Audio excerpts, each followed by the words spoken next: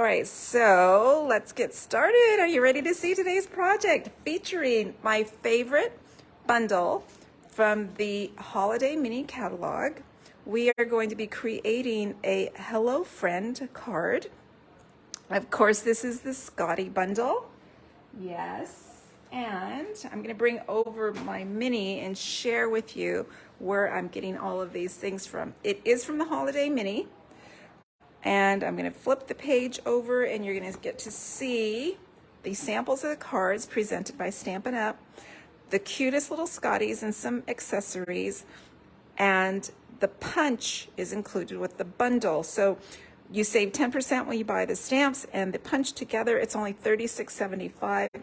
It is stinking cute. You are going to want it, no doubt. Okay, I am pairing it with my new favorite bundle from the annual catalog. It is called the Alphabest stamp set and bundle, sorry. And it is an alphabet set with, yay, a punch. This is the best alphabet set ever. I absolutely love it. It is so fun. I'm seeing so many adorable projects created with this bundle. Oh, hello, Sandy. Welcome in. I am sharing today's Hello Friend card. We're going to be crafting. It's got a couple of my favorite techniques, and I think it's a card that will cheer almost anyone. So, again, let me see where I'm going. All right, so today's project, here's what you're going to need. So, of course, you need the Scottie stamp set and punch. We've got Christmas Scottie, and today I'm working just with the little Scottie that is the punched image, and I'm using the little snowflake to create my background on the card. So I need my stamp set, I need my punch. I also need the Alphabest set. There's my alphabet. This is a photopolymer stamp set. That means you can see right through. That's exactly what you want for your alphabet, for your letters, because you're going to be able to place these easily. And it's not so difficult because you're going to be punching out those letters. Hello, my friend Monica. Thank you so much for popping in on this Friday afternoon happy hour. The Alphabest bundle includes the punch. So this is so cool. You can punch out the little letters, and you even have some outline shapes for the letters. You've got all your lowercase letters. You have some little art images. You have the accents for the different languages. You have some punctuation, and you have some special characters, little stars. So it's absolutely the best alphabet set ever. I love that punch for placement. It's so simple. And when I was creating this card, this stamp just happened to be on my tabletop because I was creating along with this stamp set called Soft Seedlings, and I happen to have that beautiful hello right on my tabletop, so I went ahead and stamped it on today's card. So that's what we need to work with. Oh, one more thing. On my card, in addition to heat embossing, my other technique is die cutting. So I have used the die set, the stylish shapes, and let's see, I thought I had them handy to share with you. This is a set of shapes, circles and squares, and some banners. Very adorable with the stitching around all of the shapes. Now there is a bundle in the annual catalog. If you turn to page, let's see, page 158, there is the easy entry into into cutting and embossing with that mini stamp and cut and emboss machine, and it includes the stylish shapes collection. $93 will get you started with die cutting, so that's a great way to begin adding die cuts to your project. So we're using the stylish shapes, perfect when you pair it with the mini. All right, so let's see, resource wise, here's what we're going to need. We are going to need a card base of crumb cake. Now I'm going to share with you, because I know I have some beginning stampers who pop in occasionally and might wonder, well, how do you get started with that card? So what I'm going to do is share with you how I take the full sheet of cardstock that measures 8.5 by 11. I'm going to take one of my essential tools, which is the trimmer, and the trimmer has two blades. It's got one light blade for scoring or making an indentation in the paper, and it has the second blade for cutting. And very nice that they both are able to rest on the tool at the same time. They slide out of the way as needed. So I'm going to take, and my first hack is that I'm actually going to create two cards. I'm going to prep two cards from the one sheet. I am just going to come right in and I'm going to score it for a vertical orientation on a card. This is going to be half a sheet of cardstock. I'm going to score it at the halfway point of 8.5, which would be 4 1/4. So I've got my measurements up at the top, bring it up to 4 and sliding it over 1/4. I'm going to go ahead and put my arm or my guide down, and I'm going to ensure that I have the light colored blade, which is the gray blade. It's going to score the entire sheet. I'm going to go ahead and lift the guide, rotate the paper, and I'm going to cut it in half. Half of 11 would be 5.5. So I'm just going to check my measurements up at the top, and I'm going to bring it over to 5.5. And this time I'm going to push that scoring blade out of the way, and I'm going to use the darker cutting blade. So I'm just going to close the guide and slide that cutting blade all the way up, and I now have two card bases ready to go. So that's how I got my card base. You will need a trimmer. Stampin' Up's trimmer is one of my favorite trimmers ever, and it's reasonably priced. I think it's like $28, very reasonably priced. All right, so I need my card base. Again, it's half a sheet of paper and it's already been scored. I'm going to need a second piece of crumb cake, the same color. This one has been cut to 4 inches by 5 1/4. I'm going to need a scrap of basic white for stamping and punching. And what I love about this project is I have a very useful purpose for those scraps that I trim off of a lot of basic white. When I'm trimming down to make layers, I often have an inch left at the end, and I actually save them. And this Alphabest Bundle is one of the best ways to utilize those little scraps. So I have several. They're an inch wide and probably 8.5 across. It doesn't matter, you just need some scraps. I also have my die cut shapes. I pre-die cut these from Real Red. I used the largest circle from the Stylish Shapes. And then I used an old olive banner, also from Stylish Shapes, with the cute stitching. So those are the paper products that I need. All right, then I'm gonna have a couple accessories that I'll share with you as I go along. All right, so just so you know, if you like this tutorial, there are more tutorials like this posted over on my YouTube channel. So when you're done here, you can click over there, check out my video list. While you're there, you can subscribe. There are all kinds of projects.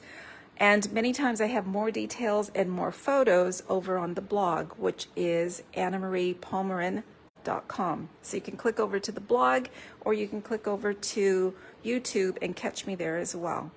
All right, so let's get started. I'm going to start off with my heat embossing. So let's go ahead and do that. We're going to prep our layer with the snowflakes, and we're also going to stamp and emboss on that Real Red die cut. Okay, so please let me know if you have any questions. Post them down below so that I can answer. If I don't answer as we're working through the projects, I'll take a second after I've completed and go over any questions you might have. All right, so let's get started here. I'm going to create that background on my crumb cake, and here's the thing. This stamp is photopolymer, meaning you can see right through it, which is awesome, but it does not have the layer of cush that you need to get a nice impression. So what I've done is taken out my piercing mat, and I've wrapped it with paper because I want to protect it. I don't want to get the piercing mat soiled, I know that I'm going to be stamping off or over the edge of the paper, and so I'm going to protect it from getting inky. Now with heat embossing, you do need some extra tools. One of the things that's very helpful is an embossing buddy. I'm going to go ahead and rub over the cardstock. This is hands down my favorite technique. It's magical almost. It was one of the first techniques I learned. I still love it to this day. So I need my embossing buddy.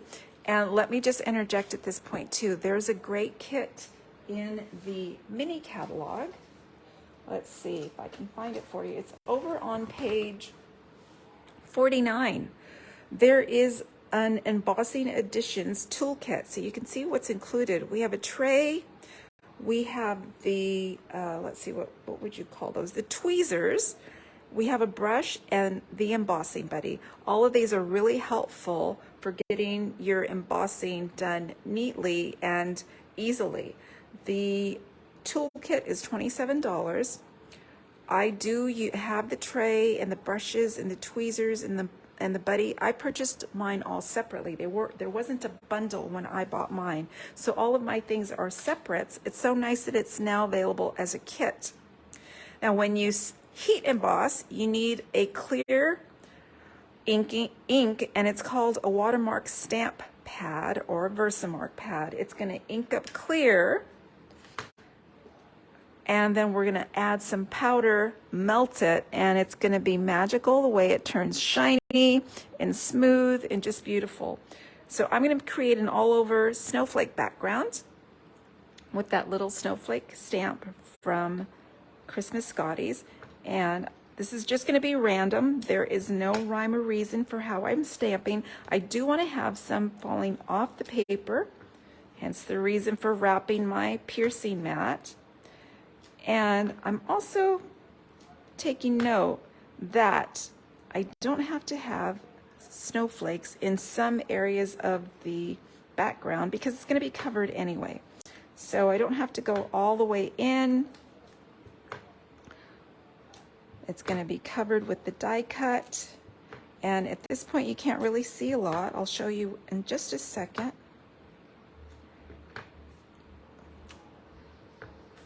All right, so let's see if we can see anything here. You can kind of see those snowflakes on there. We're going to add the powder in just a second, and it's going to be magical the way it appears. I'm also going to bring over my real red die cut, and I'm going to ink up my hello. Oh, I'm going to remove my piercing mat because this is a red rubber stamp. I don't need the piercing mat. In fact, sometimes it can create a little hindrance because I might get the outline or shadow of my stamp.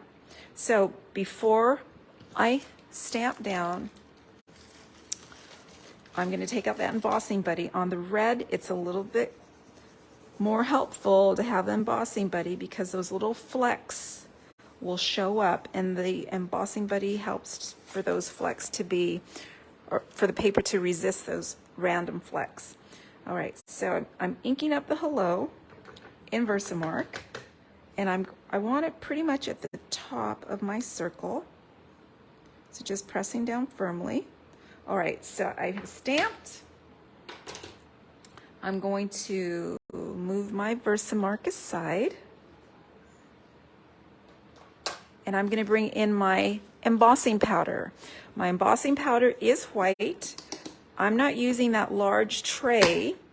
The large tray, however, I'm going to say is helpful because this powder tends to go all over, and that large tray helps keep it nice and tidy and powder free. I'm going to take a little spoon that helps me pick up that powder, and you're going to see the powder on there. Now you can see what I stamped, and again I'm going to do the same with my crumb cake, and I'm just going to push the powder onto the paper, and you see how I'm just having all the excess fall right into the receptacle. That way I can keep my surface tidy. And I'm going to flip over. This is a larger piece to heat emboss. It's going to be okay though, and I just have to Give it a generous dousing of powder. All right. So last week we did get started with our Christmas cards. I had a cute little card with the birds from the Perched on a Tree. So this card, it's not necessarily a Christmas card. It has the festive theme to it, maybe because of the colors in the snow, but it's more or less just a little note card. I think it would cheer any friend receiving it in the mail. Hello, friend. Who wouldn't like to hear those words? So I'm going to go ahead and cover up my powder and take that away. Now, here's where I'm going to add another tool, if I can grab it. Again, my tool is a little bit different. Hello, Becky. Thank you for joining in. And Becky says she hopes my day is going good. And as a matter of fact, it's improving. We had a bit of a mishap with a home appliance today, but it's all going to be good in the end, especially as I'm looking at this cute little card to share with you. All right, I'm going to turn on my heat tool and melt the powder. And you have to be careful with the heat tool because it is hot, much hotter than a hair dryer. And you can either blow from above or you can blow from below. You do want to keep the paper moving so that you don't burn the paper. And I'm often asked, the $64,000 question is, how do you know when it's ready? And what you're going to want to do is look at your stamped image. You do not want to see any dullness. You don't want to see any powder. It is ready when it looks shiny, and that means it's melted. And you're going to see it magically change from that dull powder to the shiny, embossed image.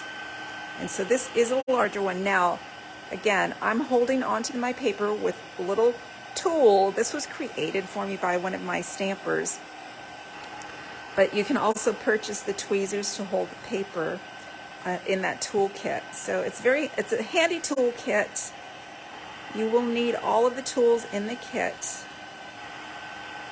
It just makes your embossing look that much nicer when it's done with the right tools. One of the things I do want to mention, I see it often as well, especially in my home when people are crafting with me, there's a tendency to leave the paper on the tabletop and blow down. Now that is going to burn your table and your furniture. So that's for the reason why we need the tool to hold on and put it in the air. Make sure the hot air is going in the air rather than directly on your furniture, because you can ruin your furniture that way. And this one's taking a little bit longer because it is a larger size paper that we've embossed. We're almost done.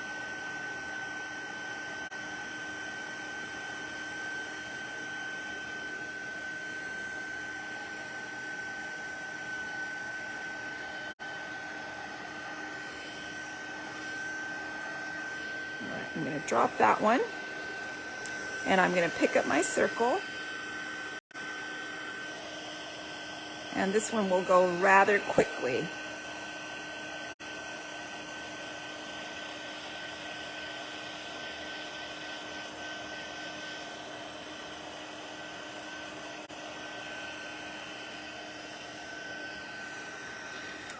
Okay, hopefully that wasn't too noisy for you.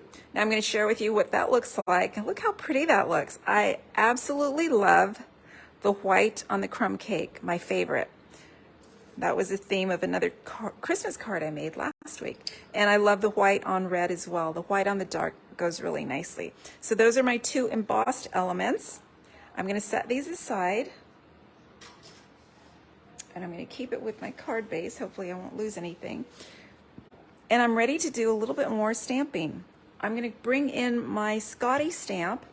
And then again, it's a photopolymer stamp set, so I'm going to need my piercing mat back. I have a scrap of basic white, and it measures about 2 inches wide. So that's what you need to insert into the punch. You don't want to have it too large because that would be a waste of paper and it's hard to get into the punch that way. All right, I'm going to bring in my stamp. I've already got it mounted on a clear block. This is the paper pumpkin block. And I'm going to bring over my memento.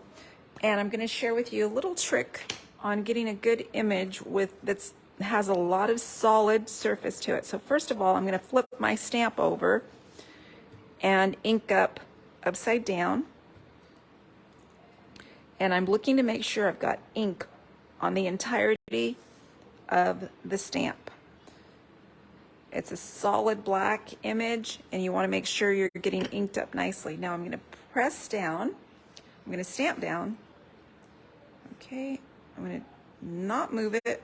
And I'm going to bring in another tool. This is my pressure tool, and it just applies even pressure. It's almost like a whiteboard eraser, and I'm pressing down so that I get a nice even impression on my paper, because I don't want that Scottie to be splotchy, or I want a nice even black ink. And so sometimes the memento ink doesn't have as good a contact as our colors do. So let's see if I've got a good impression, and I'm mostly happy with that. So I have my Scottie. I'm going to bring in my punch, and in order to get the placement, I'm going to flip it over. First of all, it's in the lock position. You just have to unlock it by pushing that portion down. It's now open, and this is a top feeding punch, so it's going to go in. And I'm going to look at that image and make sure I have an even amount of border all the way around. So I've got the nice white border, and I'm going to punch down. I'm also going to get that little bow that I'm not going to need for this project, so I can set that aside. And I will say that on some of my projects, I'm not stamping the Scottie, I'm just punching the Scottie. This one is nice because it's got that border that's going to lift it from the rest of the image. So it's really nice to have that stamped image, but just the punched image will do as well. So I'm going to put the Scottie aside. What I'm doing is just creating all the elements for my card, and at the end we're going to build the card. All right, so let's see. And I'm going to interject here. Remember, any of these tools, if you need them, it's a good time to buy right now during celebration, because you're going to get your extra gifts. All right, the next thing I'm going to work with is that beautiful alphabet set. It's called Alphabest, and no pun intended, but it is the best alphabet set I've worked with. Here is where my scraps come in handy, and I am going to place it vertically, and I'll show you why in just a second. My letters are going to be stamped in red, and they're going to have the little black outline image. So I'm still going to need my black pad, but I'm going to bring in my real red pad as well. Flip that open, and so you just flip on one end, flip it all the way over, and then it'll slide into position. It's kind of tricky. Stampin' Up pads are always a little bit tricky to open up. Okay, I have my little sample there, trying to get everything in view for you. Now, each of these letters can be mounted on its own A block. And I will say it's very helpful to have multiple A's. I know sometimes we want to get away with a larger block so that we don't have to buy as many, but sometimes that larger block with a smaller image can cause some frustration when you're stamping. In this instance, the block A would be the best, or I've kicked it up just a little bit. I am using block C. Is it C or G? I think it's block G. All right, and it's the longer one. And what I've done is added 2 letters. And notice how I've spaced them out. And another thing that's important, normally we would hold the block this way, right? So the letters are actually sideways until you turn the block. You're going to want them standing up. All right, and the reason for that is that we are going to be punching, and the punch is very much a vertical punch. Even though when you're looking at it, it looks like it's horizontal, you feed it in this way. So if we're stamping this way, it's going to be a little bit more cumbersome to keep going. Sorry. If you're doing this way, it's going to be too hard to keep going across. So what the idea is, if we stamp vertically, let me share with you. So if I'm stamping friend, I need the FR. So right here, I'm going to start at the beginning. Ink up in red. Press down firmly on my piercing mat, because remember, we've got photopolymer stamps. Okay, whoops, I don't like that F. I'm going to be redoing that F. It got smudgy, you can see, right?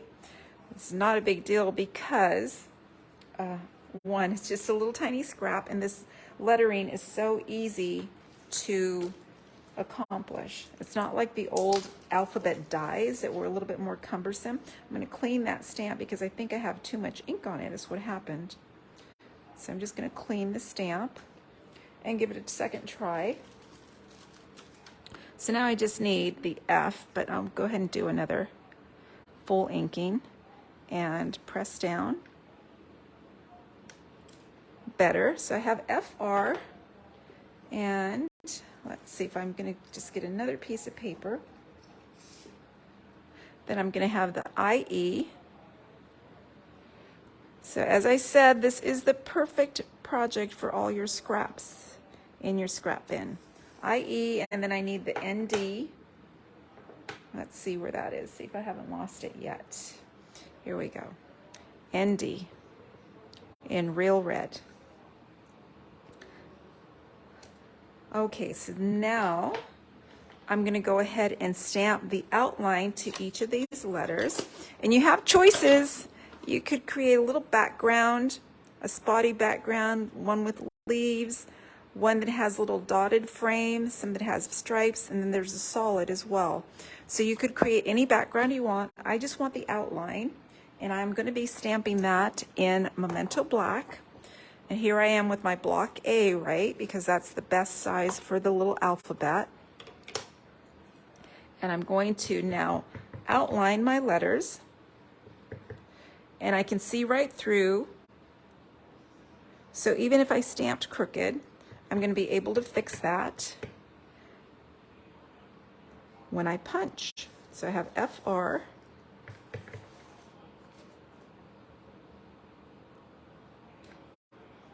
Now you could spell out somebody's name, any word you want. This alphabet set is just perfect. It has lots of possibilities, especially for Christmas time when we make tags and personalized gifts. All right, so I have all my stamping done. There's my friend. I'm going to continue to tidy up so I don't lose things. Now I'm ready to bring in my punch.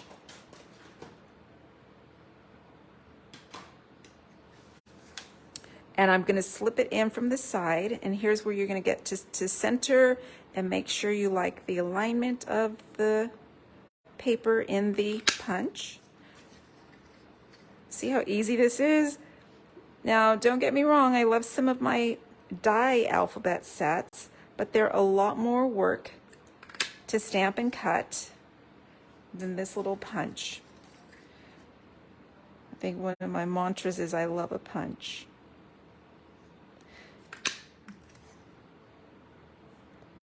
And I'm just gonna continue on till I'm almost done. This is 6 letters.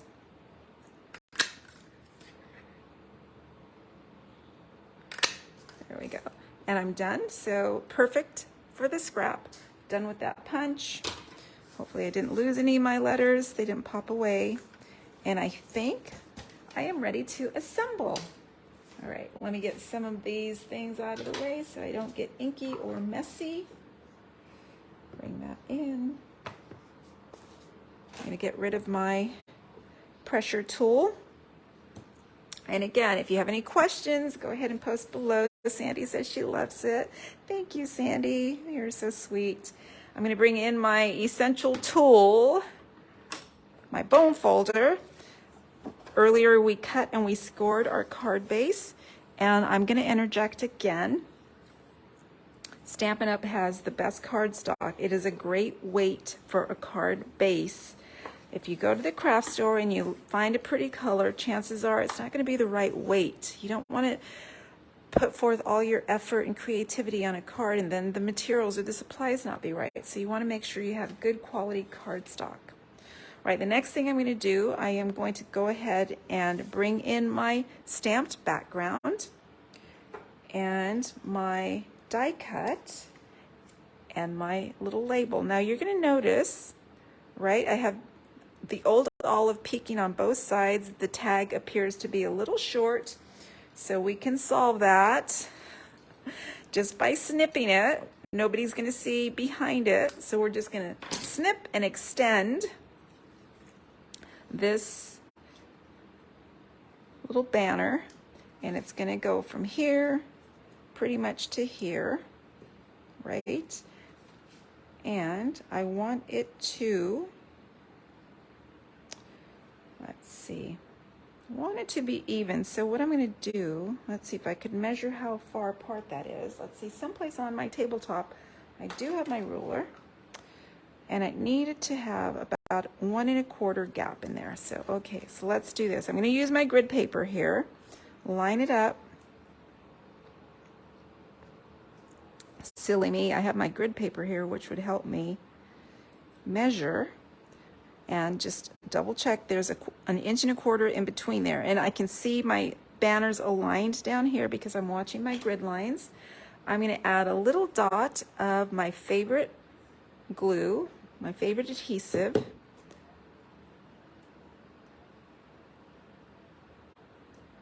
and then I'm going to add my circle, and I'm going to have it centered.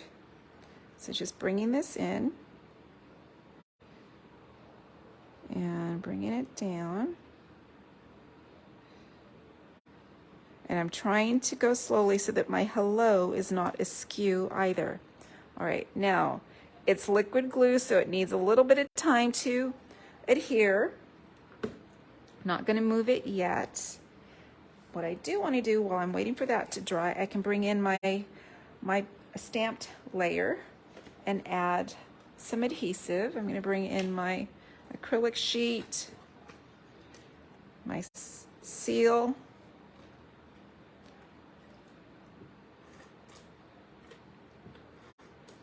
and I'm going to add this to the card base, and I'm going to have about 1/8 of an inch border all the way around. And let's see, trying to see which way it'll work. So there we go. When it's color on color, it's a little bit harder to see that you've got it aligned just so. All right, there we go. Oh, thank you. Sandy says, clever trick. Using all my tools and resources here to make it nice. All right, I'm going to move that over. All right, then I am going to create my focal point, my letters, and I know that I want these popped up with dimensionals, so I can flip these over. These little letters are the perfect size, or the mini dimensionals are the perfect size for the little letters. So let me grab my minis, and I'm just going to put one little dimensional on the back of each letter.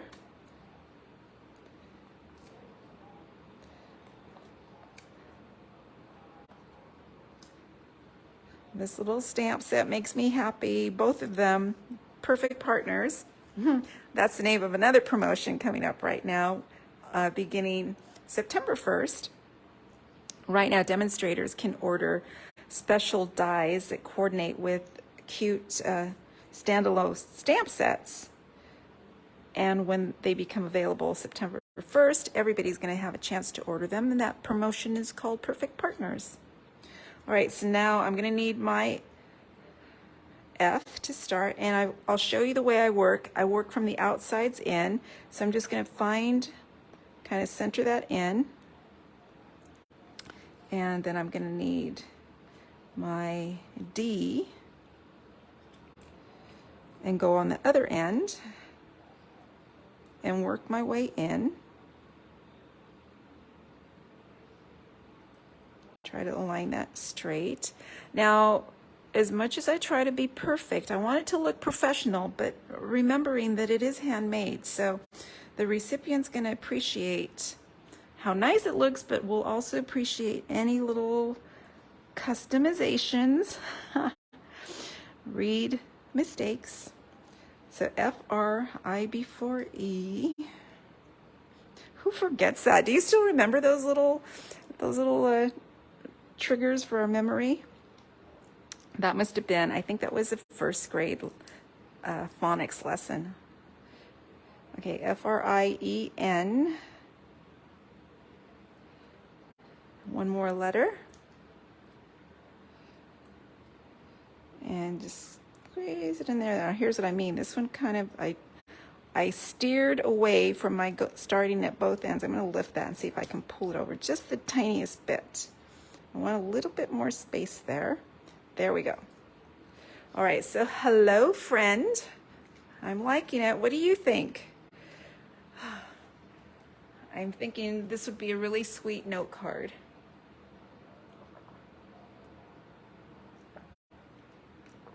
All right, so my next trick, this is going to be flat adhered onto the card base layer.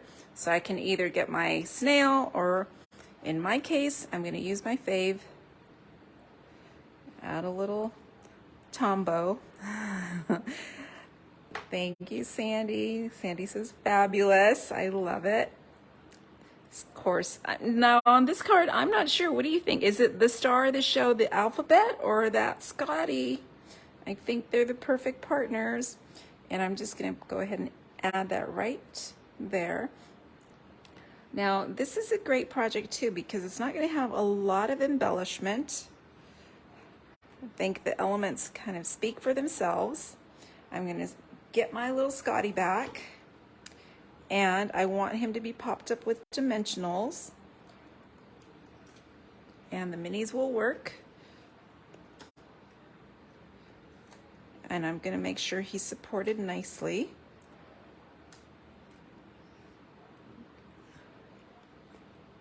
And I'm going to try and get one little snip for the tail. Sometimes the little elements that don't have any protection behind them are the ones that bend over as the card's going in the envelope. So I'm just going to make sure it's got some support. And add this to the tail. There we go. So there we go. Nice little support all the way around the perimeter, in the middle.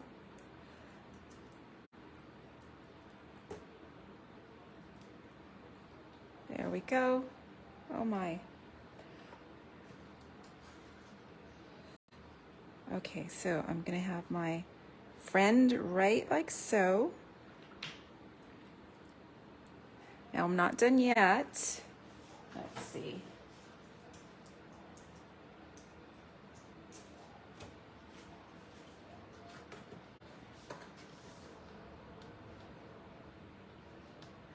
Now don't forget, if you arrived late, you can always catch the replay over at YouTube. Now that Scottie needs a little bow, and one of my favorite accessories is ribbon, and the black and white gingham check is my absolute fave. I'm just going to tie a little tiny bow, and I'm going to bring out my easy bow, my tool that helps me tie that perfect tiny bow. Now I don't like to waste, so I'm not even going to cut my ribbon yet.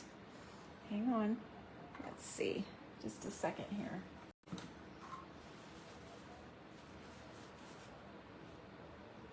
So the way the Easy Bow works, this is not a Stampin' Up tool. I found mine over on my other favorite shopping site, and I just know I need, maybe that's, what is that, like 3 inches there? I'm going to bring it around, form my bow, and I try to get away with using as little ribbon as possible to tie my cute bow, but yet sometimes when you go too short, it becomes more frustrating than it is worth the trouble of trying to save your resources. Now I like to use my take your pick tool to push that ribbon through the ribbon center. Oops, almost popped it out. Let's see if it's going to come. Pull that out. Now I'm going to have the perfect little bow. I'm going to bring in my snips, but these are ribbon snips, not paper snips. trim that ribbon, and I'm going to trim the edge because look how it frayed as I was creating the bow. No biggie. There we go. And next, I'm ready to add the cute little bow to my cute little Scottie, and I think I shall use a mini glue dot.